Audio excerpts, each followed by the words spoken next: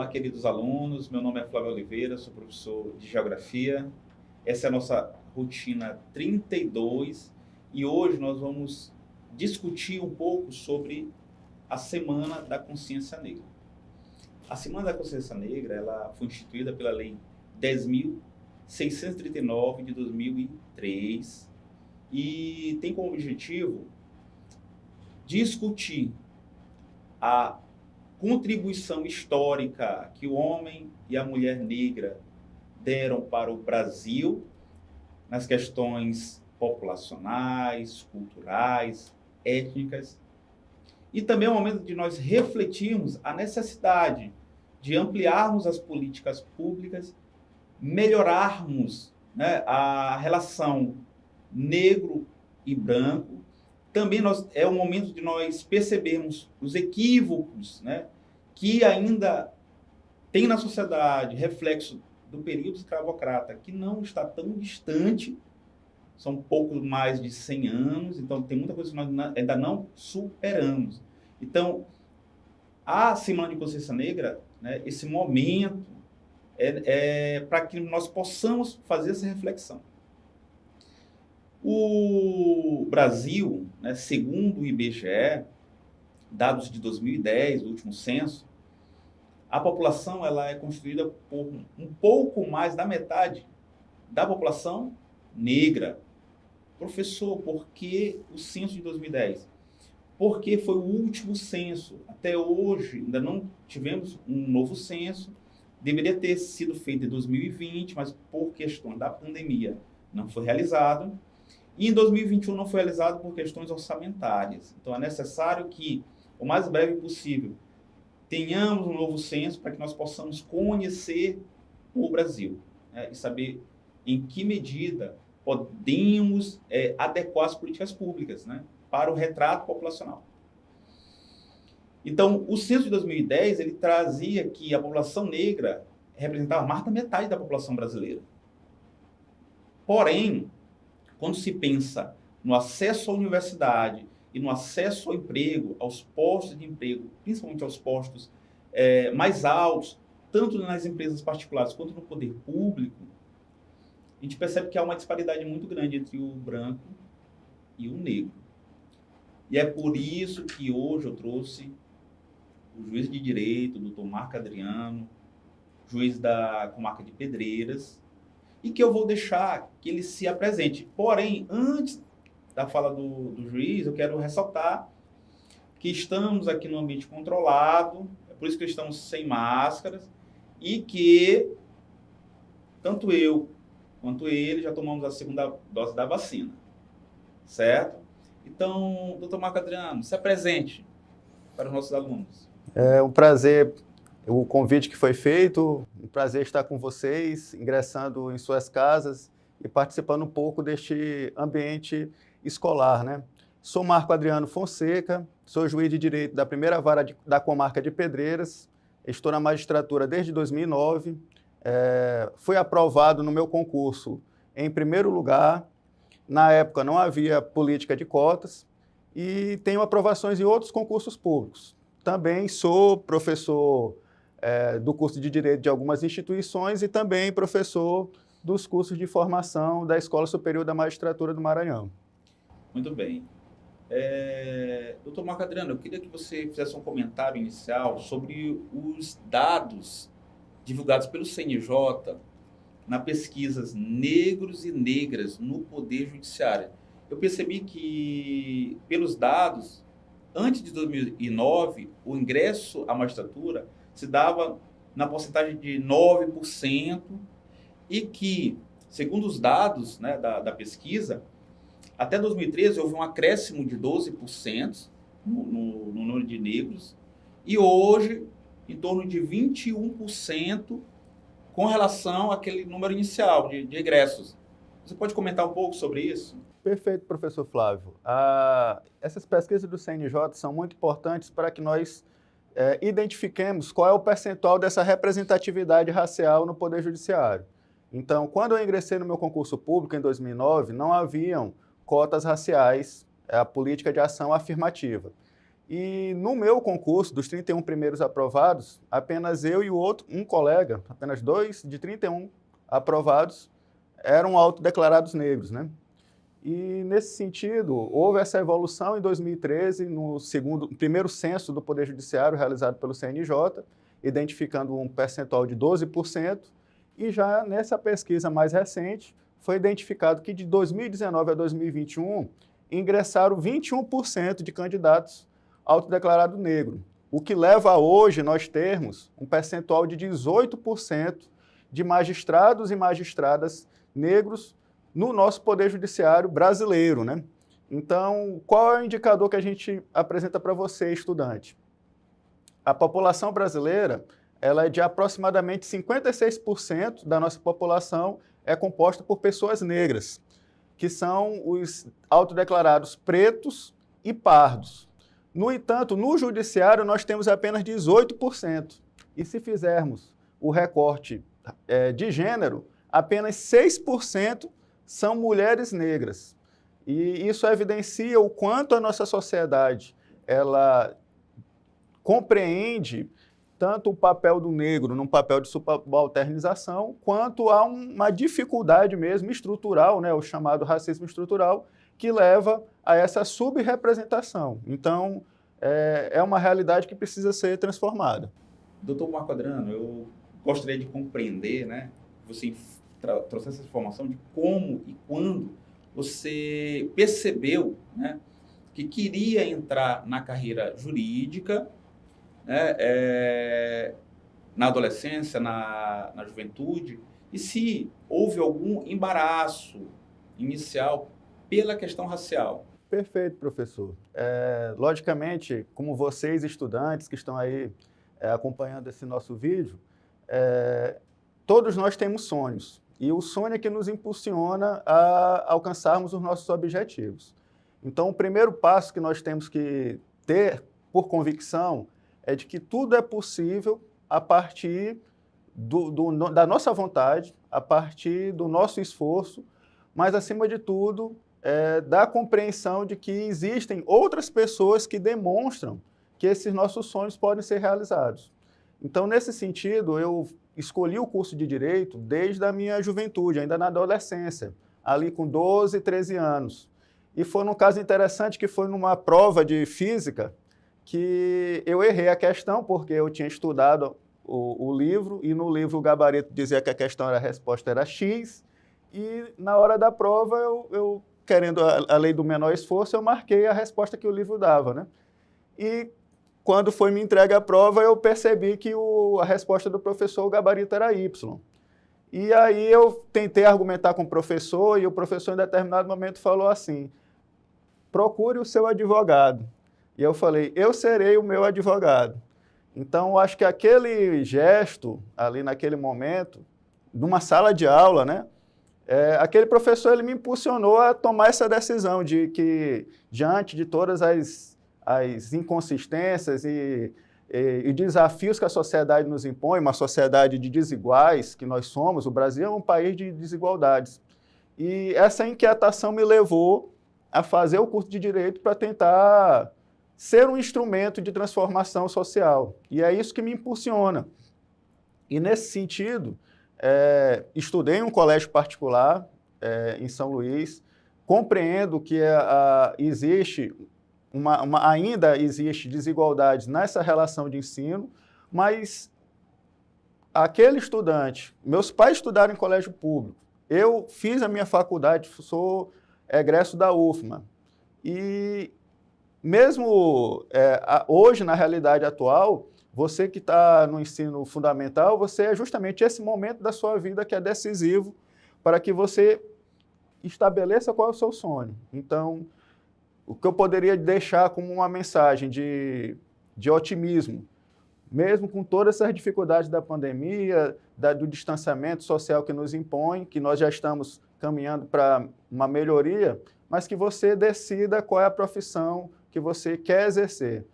Aqueles que se sintam tocados, que façam um curso de Direito, mas essa decisão tem que ser tomada o quanto antes, para que você busque o apoio dos seus professores, busque o conhecimento, a informação, o acesso a livros, a própria internet, e que tenho certeza que daqui a alguns anos esse sonho de ingressar num curso, numa faculdade superior, vai ser alcançado.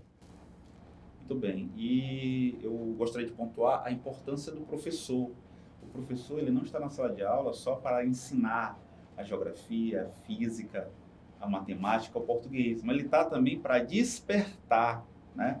Então, esse momento, de forma inconsciente, o professor ele despertou, né, o desejo por uma profissão. Então, também vai o recado para os professores, né, que a nossa palavra ela é muito significativa para os alunos, né? Então, a gente tem que ter muito cuidado, né, para não afetar negativamente o aluno.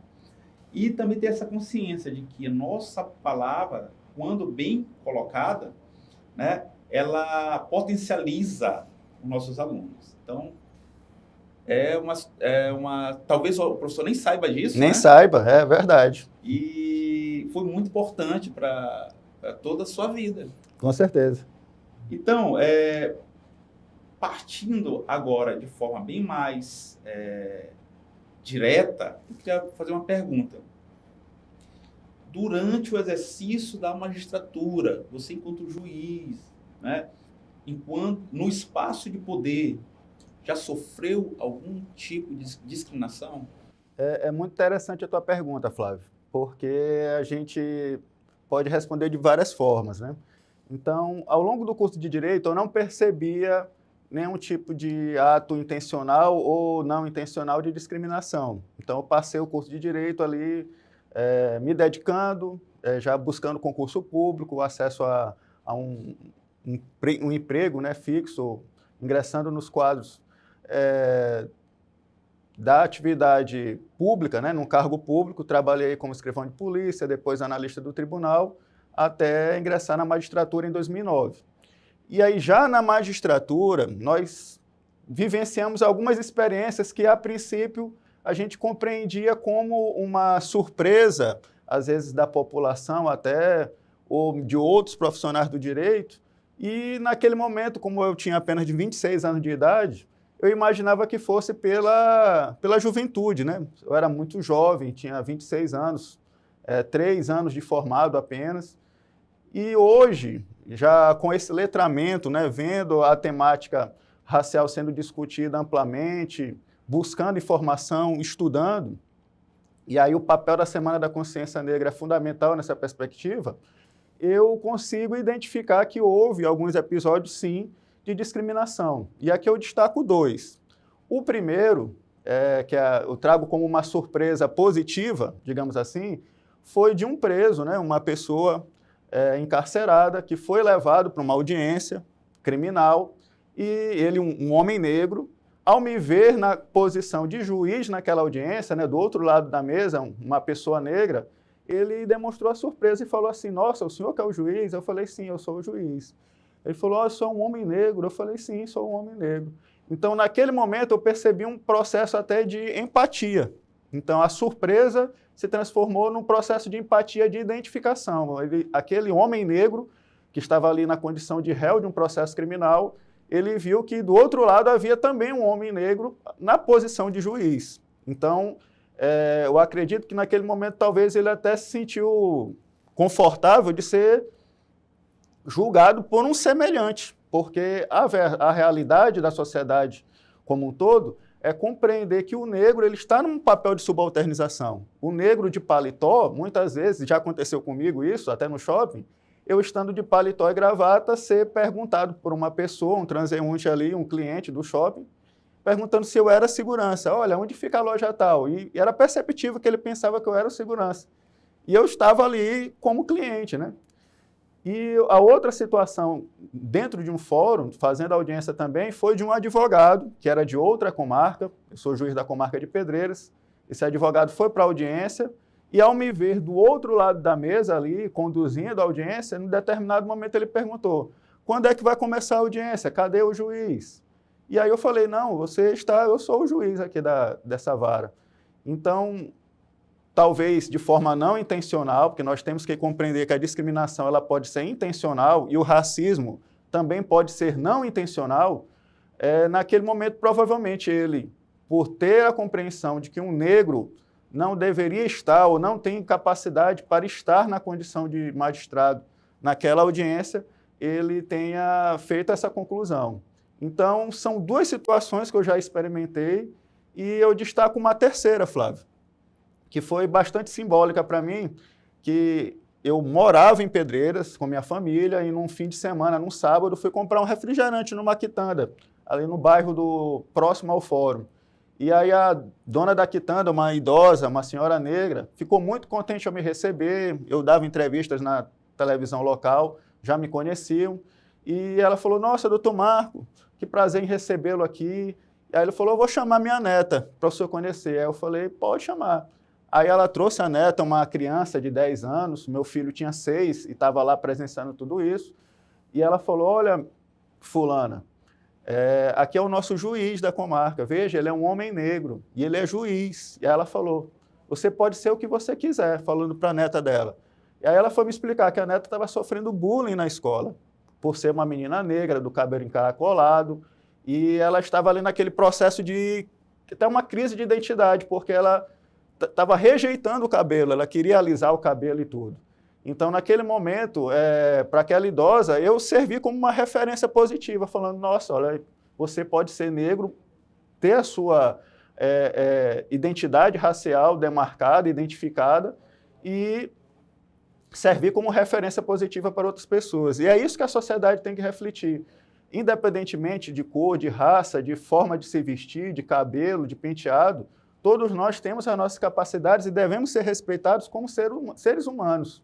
E você, estudante, da mesma forma, você tem que se posicionar com dignidade, com respeito aos professores, aos seus pais, às pessoas mais idosas, mas no momento que você seja discriminado, você tem que manifestar isso, levar à frente, pedir que seja lhe proporcionado respeito e, eventualmente, se aquela prática se persiste de forma intencional, você buscar os meios apropriados para que aquele agressor, porque racismo é uma espécie de agressão, é uma violação, é uma violência, para que aquele agressor seja responsabilizado.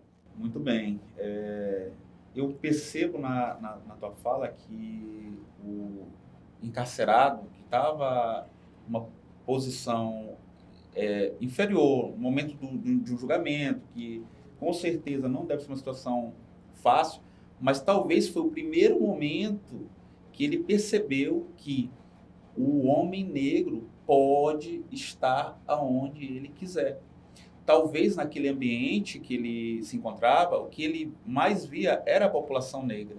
E encontrar alguém negro, né, na posição de juiz realmente seria impactante para ele e talvez foi até educativo do ponto de vista de que ele compreende, né, que o negro, ele não só pode, mas como deve estar nessas posições, buscar essas posições.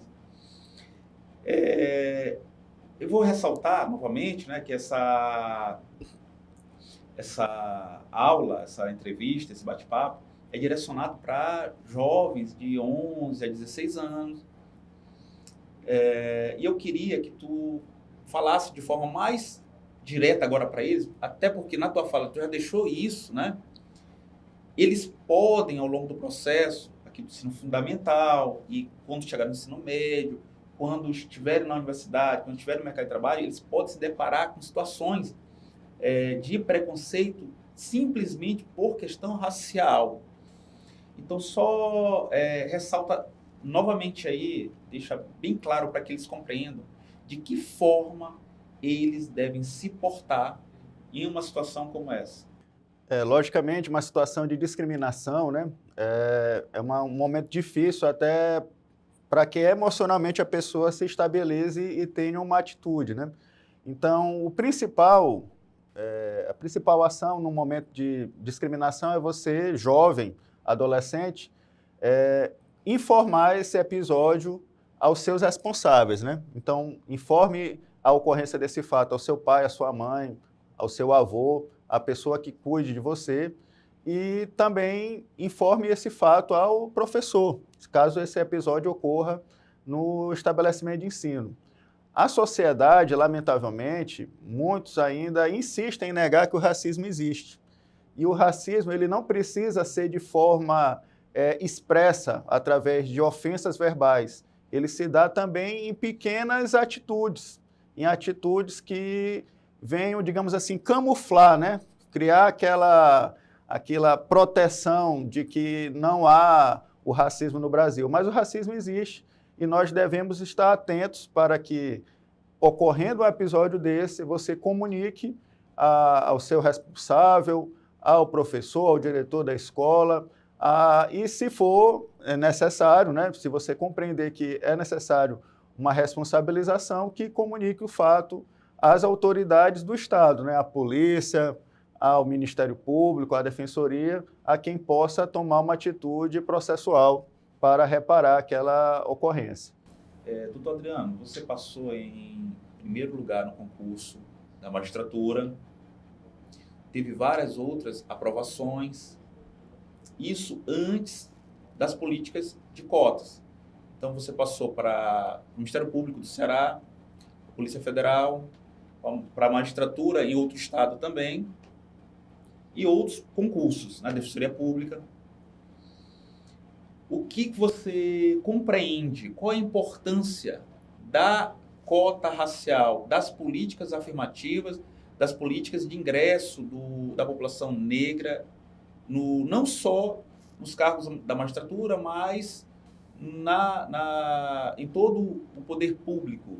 Qual a tua visão? Apesar de tu não ter utilizado as cotas raciais, qual é a mensagem que tu deixa, né? Porque fica aquela ideia de que um homem negro passou em primeiro lugar. Então, não é necessário políticas afirmativas? Sim, não? Como tu compreende essa situação? Então, para você, estudante, a gente pode informar o seguinte: as políticas de cotas raciais ou ações afirmativas são medidas necessárias para haver a chamada igualdade material. Então, existe o princípio da igualdade, todos nós somos iguais. Só que nós temos que compreender que nós vivemos numa sociedade de pessoas diferentes, de desiguais.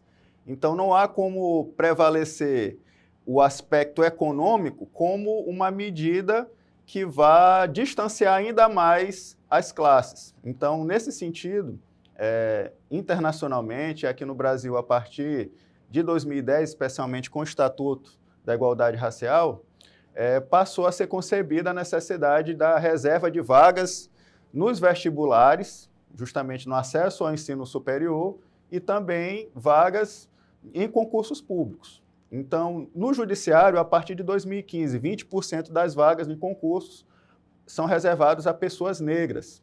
Nos vestibulares, da mesma forma, né? Há um percentual reservado de vagas. Isso é necessário. Por quê? Eu passei em primeiro lugar em 2009, mas eu pergunto, quantos juízes negros você, estudante, já viu dar uma entrevista na televisão? Quantos juízes negros vocês já viram, eventualmente, no seu dia a dia? Então, a ideia, até o próprio perfil, né, daquela imagem de juiz é de um homem idoso, de um homem branco, né, que tem uma certa ideia, aquela ideia de experiência, que vai julgar os casos. Então, lamentavelmente, a pessoa negra ela não é compreendida como ocupando aquele espaço. E para uma sociedade em que, no Brasil, 56% da população é negra, e aqui no Maranhão, 78%, evidencia, sim, a necessidade de que pessoas negras acreditem que podem alcançar esses espaços de poder, possam ocupar posições no Judiciário, no Ministério Público, na Defensoria, nos próprios quadros de professores, né? E também em cargos públicos, como temos o exemplo aqui em São Luís da vice-prefeita Esmênia, que é professora e é uma mulher negra. Então, é nesse sentido que a gente entende a necessidade de que as ações afirmativas, as cotas são necessárias, até que nós alcancemos verdadeiramente esse equilíbrio de oportunidades. Então, numa sociedade em que haja igualdade de oportunidades, aí sim as ações afirmativas não terão mais necessidade. Mas, enquanto isso, como somos uma sociedade de desiguais, é necessário essa reserva de vagas para que cada vez mais pessoas negras tenham uma ascensão social. Até porque as camadas sociais de menor acesso a recursos, né? As classes de menor projeção social, são compostas predominantemente por pessoas negras, e a educação é uma forma de ascensão social e de emancipação, né? Então, através da melhoria do ensino público também, a solução dessa desigualdade passa pela melhoria da qualidade do ensino e do acesso à informação. Doutor Adriano, você, enquanto juiz negro, que se encontra num espaço de poder, né? Qual é a tua atuação para diminuir, erradicar a discriminação nesses espaços? De que forma tu te porta? Qual a tua experiência nesse sentido? Professor Flávio, eu tive as primeiras ações, né? Desde quando ingressei na magistratura, eu participo dessa relação mais próxima com a sociedade, né? Eu desenvolvo projetos sociais nas unidades onde eu já trabalhei, nas comarcas onde eu já trabalhei, e também participo muito de palestras promovidas por professores, né? Eventos de ensino nas instituições, na comarca de Bacuri, onde eu já fui titular, na comarca de Pedreiras especialmente, que são 2 cidades cuja população é predominantemente negra, né? Bacuri é uma cidade com uma grande presença de pessoas quilombolas, Pedreiras e região também da mesma forma, e eu sempre que convidado eu participo desses eventos. Então é o caráter educativo, né? Essa participação, aproveitando a posição social e política que a magistratura me proporciona e a responsabilidade social de ser uma referência positiva para a sociedade, né? A partir do cargo que eu ocupo. Essa é a expectativa que a sociedade tem de um juiz. Então eu dou essa devolução à sociedade nesse aspecto de participar do processo de educação. E, recentemente, o Tribunal de Justiça do Maranhão instituiu o Comitê de Diversidade, então, que é um órgão encarregado de propor ações e metas para o debate sobre a temática da diversidade e do respeito às diferenças. Então, é a criação de uma política antidiscriminatória. Então, nesse sentido, nós vemos promovendo eventos de formação, lives. No site do tribunal tem disponível o material também acerca do nosso trabalho, e acreditamos que, sim, através de políticas públicas, nós possamos levar à sociedade essa informação para que essa sociedade possa ser transformada, né? Então, o papel da educação é fundamental nesse processo de conscientização das pessoas acerca da temática das desigualdades sociais e raciais e, acima de tudo, proporcionar condições para que avancemos enquanto sociedade civilizada, para proporcionar a todos uma qualidade de vida e o respeito a todas as formas de expressão das suas convicções e também do respeito à diferença. Eu lembro de quando tu iniciou tua carreira na magistratura, em Bacuri, né? Que a população, com a tua chegada, as pessoas ali que perceberam o juiz negro tinham certo orgulho.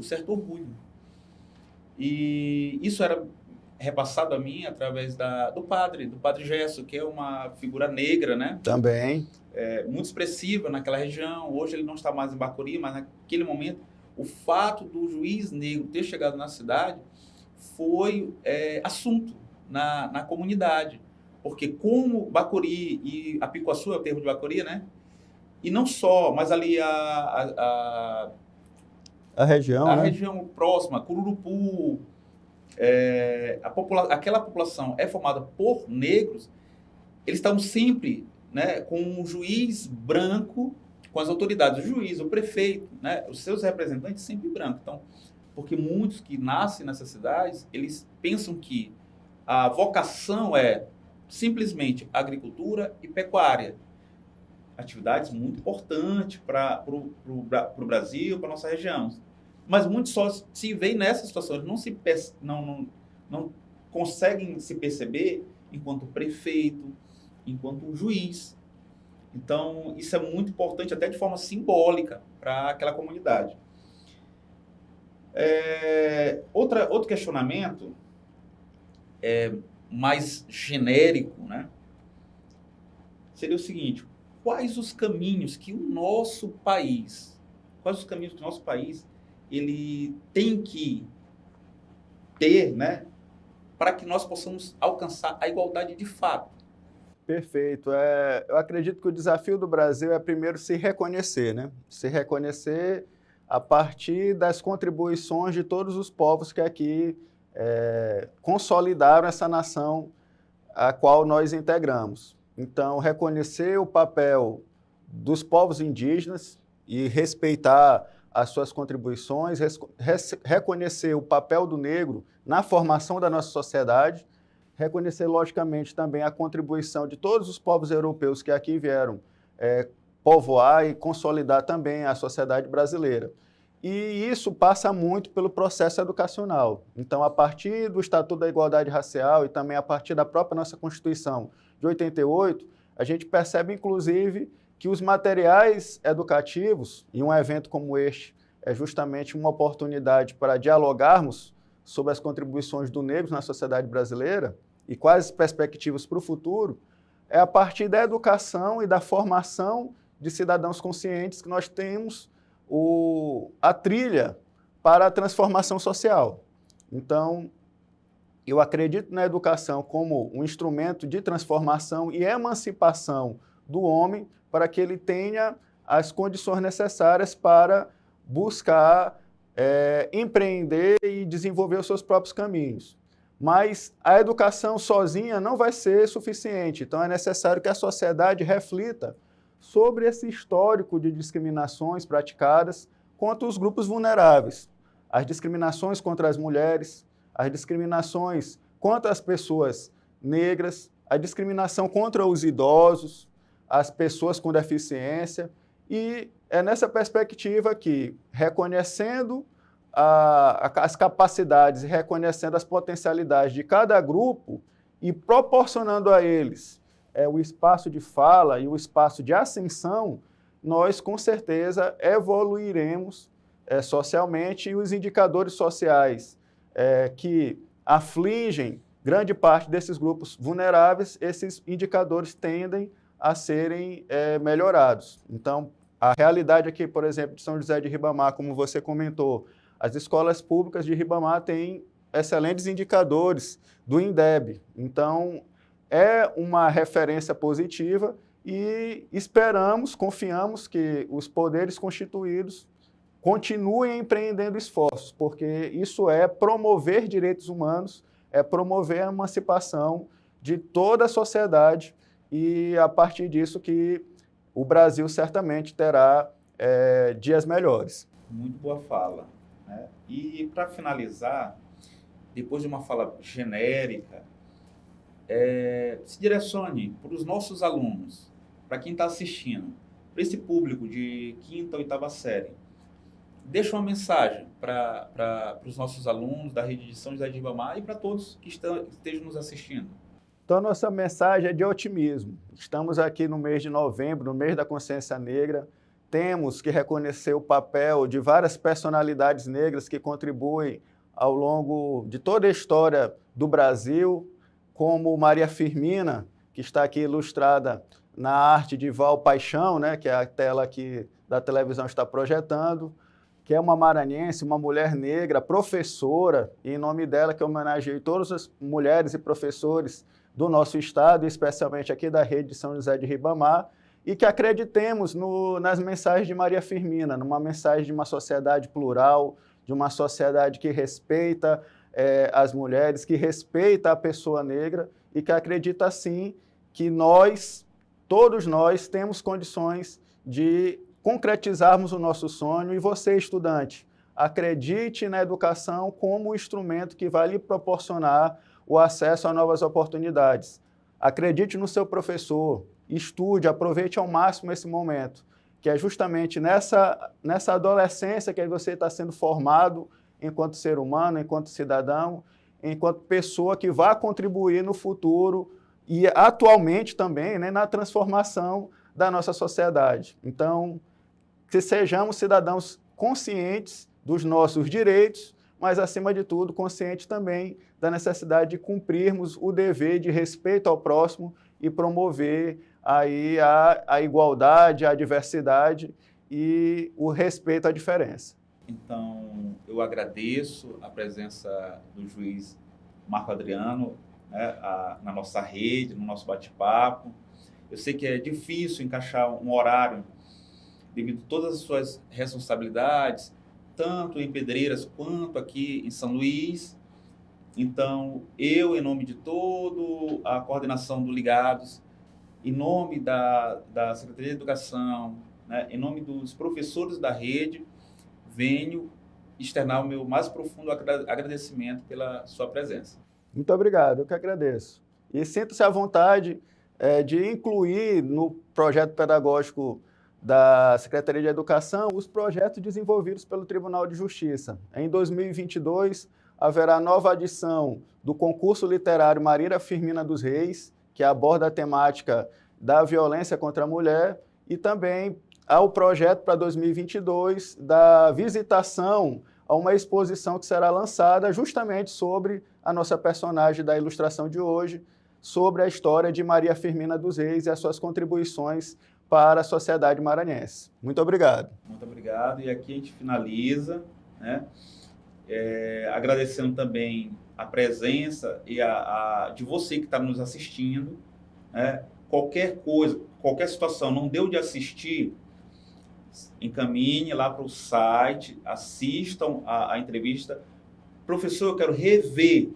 Vá na internet, lá no site da prefeitura, dá de assistir novamente a essa entrevista, certo? O importante é estar atento à programação da TV Ligados, né? Converse com o professor. Essa é uma semana muito importante. Não só professor de geografia, como de história, de filosofia, estão desenvolvendo, e outros professores, debates sobre essa temática. Então, um grande abraço, muito obrigado e até a próxima.